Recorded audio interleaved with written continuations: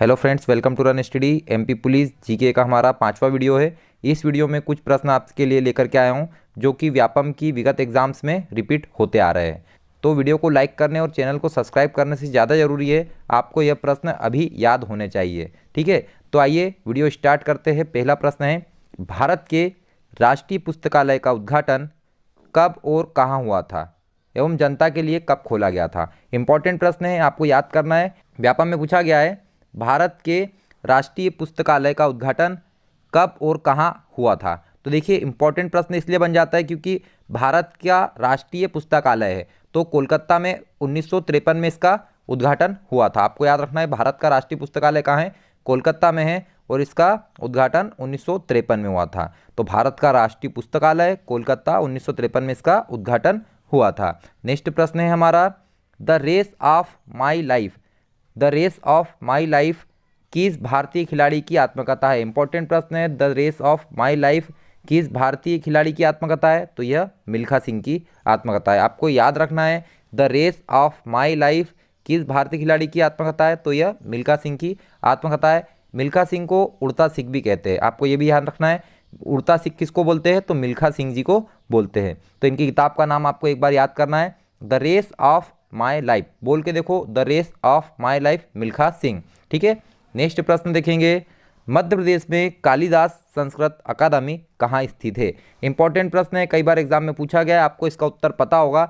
मध्य प्रदेश में कालिदास संस्कृत अकादमी कहाँ पर है।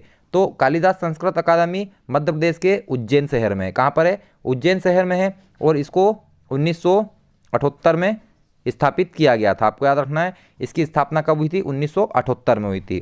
तो मध्य प्रदेश में कालिदास संस्कृत अकादमी कहाँ है, तो यह उज्जैन में है, और इसकी स्थापना 1978 में हुई थी। अभी याद करना है, मध्य प्रदेश में कालिदास संस्कृत अकादमी कहाँ है, तो उज्जैन, 1978।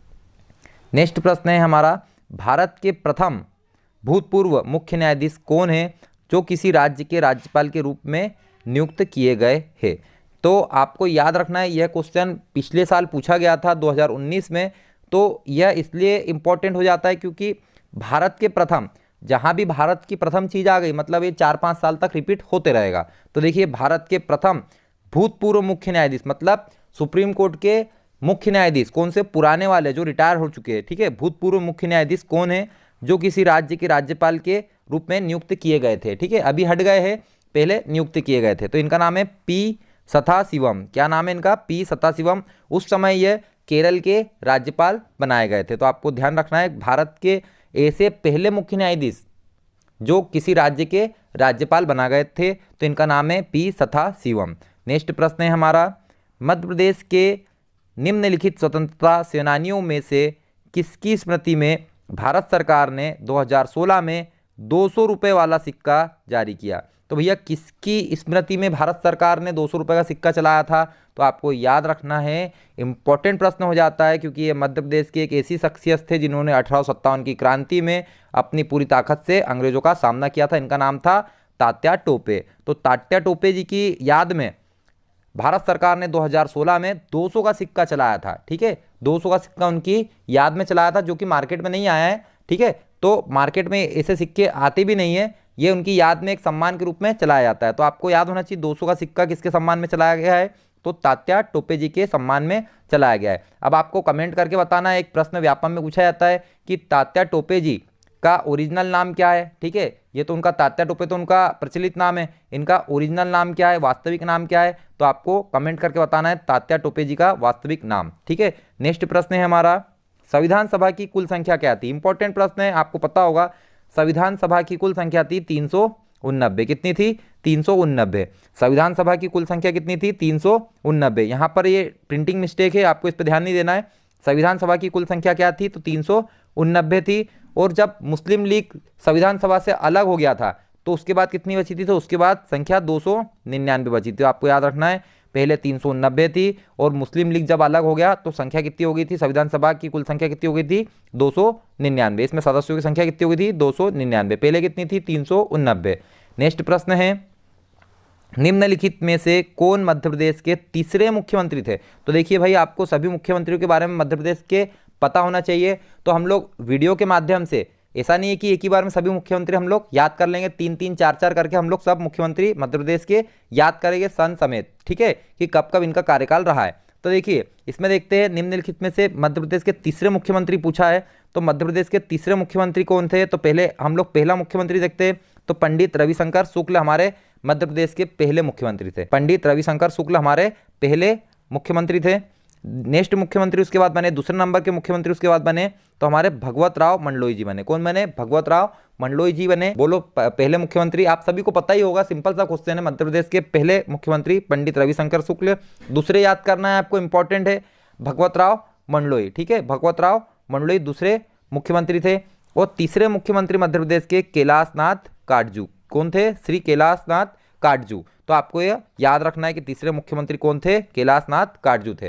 पहले रविशंकर शुक्ल, दूसरे भगवत राव मंडलोई और तीसरे कैलाश नाथ काटजू। तो इंपॉर्टेंट है, आपको तीनों याद हो गए होंगे। आगे के जो मुख्यमंत्री हम अगले वीडियो में देखेंगे, जब भी इसमें का इस प्रकार का प्रश्न आएगा तो हम लोग उस पर डिस्कस करेंगे, 3-3 मुख्यमंत्री हम लोग याद करेंगे, ठीक है। नेक्स्ट प्रश्न है हमारा, मध्य प्रदेश में Vindhyachal super thermal power plant station कहाँ पर है? तो देखिए इंपॉर्टेंट है, नाम याद रखना है, बहुत फेमस है, Vindhyachal super thermal power plant. Vindhyachal super thermal power plant कहाँ पर है? तो यह मध्य प्रदेश के सिंगरौली में है। अब सिंगरौली एक जिला है मध्य प्रदेश का जो कि सीधी से अलग होकर बना है, आपको पता होना चाहिए। सिंगरौली किससे अलग हुआ है? सीधी से अलग होकर बना हुआ है। तो सीधी से अलग होकर कौन सा जिला बना है? सिंगरौली बना है। और कब बना है? तो आपको याद रखना है 24 मई। कब बना है? 24 मई को बना है। 24 मई, अब सन भी तो याद होना चाहिए। तो 24 मई 2008 में सीधी से अलग होकर कौन बना है? सिंगरौली। बोलो 24 मई, तारीख समेत पूछता है।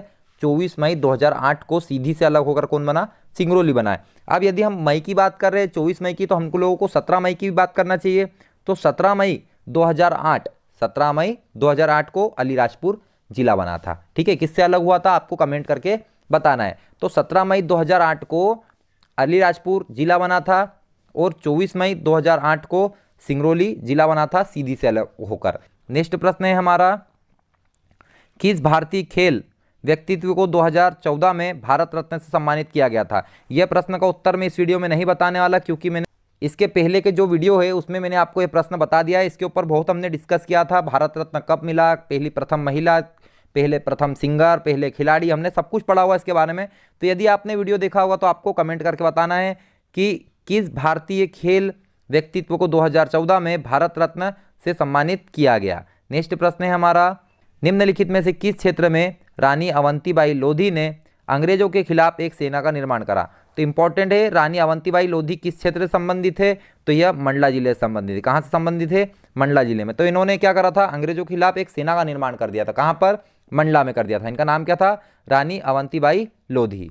नेक्स्ट प्रश्न है हमारा, अंजू बाबी जॉर्ज, इंपॉर्टेंट है, अंजू बाबी जॉर्ज निम्नलिखित में से किस खेल से संबंधित है? तो इंपॉर्टेंट नाम हो जाता है अंजू बाबी जॉर्ज। ये किस खेल से संबंधित है? तो ये एथलेटिक्स है। कौन है ये? एथलेटिक्स है। और ये लॉन्ग जंप करती है, जैसे एमपी पुलिस में लॉन्ग जंप होती है ना, वैसे ही अंजू बाबी जॉर्ज लॉन्ग जंप की एथलेटिक्स है। और ये केरल राज्य से है। कहाँ से है ये? केरल राज्य से है। आपको समझ में आया होगा, तो इसको अच्छे से याद करना है। अंजू बाबी जॉर्ज एथलेटिक्स से है और केरल राज्य से है, ठीक है, लॉन्ग जंप करती है। नेक्स्ट प्रश्न है हमारा, when breath becomes air, important है, 3 बार बोल के देख लो। When breath becomes air, when breath becomes air किस भारतीय अमेरिकी न्यूरोसर्जन का संस्मरण है? तो आपको ध्यान रखना है कि ये किसका है। तो व्हेन ब्रेथ बिकम्स एयर किसका है? तो यह है पाल कलानिथि। पाल कलानिथि, थोड़ा नाम कठिन है, आपको अभी याद रखना है। व्हेन ब्रेथ बिकम्स एयर किसका संस्मरण है? तो पाल कलानिथि का है। किसका है? पाल कलानिथि का है। समझ में आया? नेक्स्ट प्रश्न है हमारा, भारत के राष्ट्रीय ध्वज की चौड़ाई से इसकी लंबाई का अनुपात क्या है? तो 3:2। यदि आप इसका सोच रहे तो ये गलत उत्तर है। क्या पूछा है? चौड़ाई से।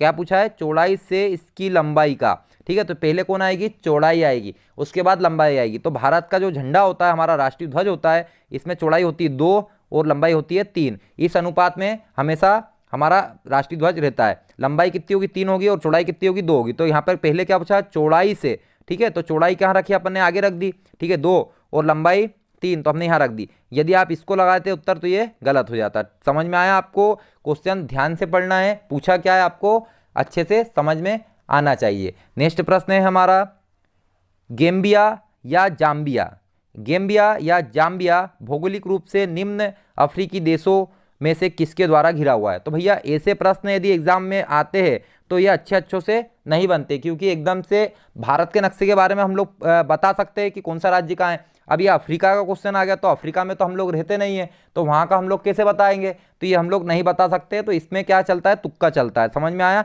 इस प्रकार का प्रश्न यदि किसी ने बहुत डीप में पढ़ा है तो ही आपको बता सकता है, जिसने बहुत ज़्यादा डीप में नक्शे देखे, एक एक देश जिसको याद है, तो उस बंदे से यह क्वेश्चन सही होता है। ठीक है, तो जाम्बिया भौगोलिक रूप से कौन से देश से घिरा हुआ है? तो यह घिरा हुआ है बुर्किना फासो से। हम लोग इसको इसलिए याद करें क्योंकि व्यापम अपने जो प्रश्न होता है रिपीट करते रहता है, तो यदि यह प्रश्न रिपीट हुआ तो आपको इसका सही उत्तर मालूम होना चाहिए कि जो जाम्बिया गेम्बिया है ये किससे घिरा हुआ है? तो ये बुर्किना फासो से घिरा हुआ है। नेक्स्ट प्रश्न है हमारा, जनगणना 2011 के अनुसार मध्य प्रदेश में 1000 प्रति पुरुषों पर कितनी महिलाओं का लिंगानुपात है? तो 1000 पुरुषों पर मध्य प्रदेश में 931 महिलाओं का लिंगानुपात है। आपको याद रखना है 1000 पुरुष और 931 महिलाएं, तो 931 हमारे यहाँ का मध्य प्रदेश का 2011 की जनगणना के अनुसार लिंगानुपात है, सभी को पता होगा। नेक्स्ट प्रश्न है, किस पद्म विभूषण पुरस्कार विजेता शास्त्रीय गायिका,